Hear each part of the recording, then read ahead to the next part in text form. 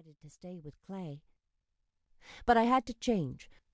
Already I'd waited too long, and I could feel the need in every muscle spasm and restless twitch, hear it in my growls and snaps whenever someone spoke to me.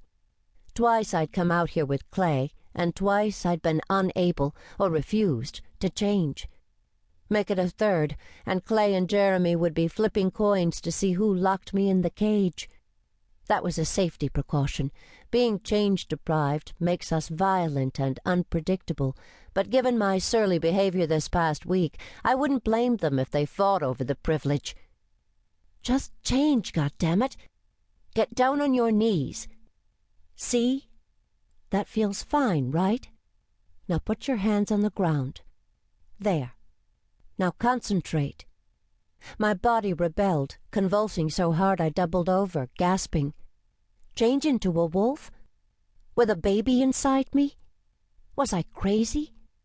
I'd rip, tear, suffocate. No! I pushed up onto all fours and cleared my head, then opened the gate only to thoughts bearing the passcode of logic. Was this my first change since I'd become pregnant? No. It was the first since I'd learned I was pregnant 2 weeks ago. I must have changed a half-dozen times between conception and testing. Had anything happened during those changes? Bleeding? Cramping? No. So stop worrying. Take a deep breath, smell the forest, dig your fingers into the damp soil, hear the whistle of the April wind, feel the ache in your muscles. Run to Clay, who'll be so happy, so relieved. My skin prickled, stretching, itching as fur sprouted. My brain threw up the brakes again and my body tensed. Sweat trickled down my cheeks. I growled and dug my fingers and toes into the soft earth, refusing to reverse the process. Relax, relax, relax. Just stop worrying and let your body do the work. Like constipation. Relax and nature takes over. Constipation? Oh, there was a romantic analogy. I laughed, and my changing vocal cords squeezed the sound into a hideous screech, more worthy of a hyena than a wolf, which only made me laugh all the harder. I toppled sideways, and as I lay there laughing, I finally relaxed. The change took over, spontaneous. My convulsions of laughter turned to spasms of pain, and I twisted and writhed on the ground. The pain of a change.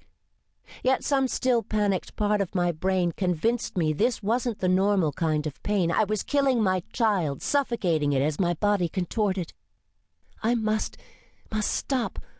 Oh, God, I couldn't. I tried to stop, fighting, snarling, concentrating on reversing to human. But it was too late. I'd waited too long, and now my body was determined to see it through.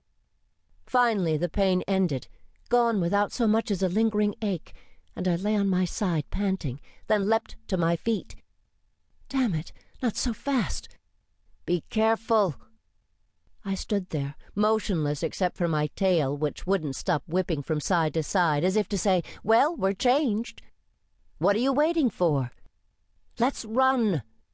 The rest of my body didn't disagree with the sentiment, though it let the tail do the shouting, settling for subtler displays of restlessness, heart tripping, ears swiveling, muscles tensing. I refused to move, though. Not until I'd taken inventory, made sure everything was as it should be. First, my belly.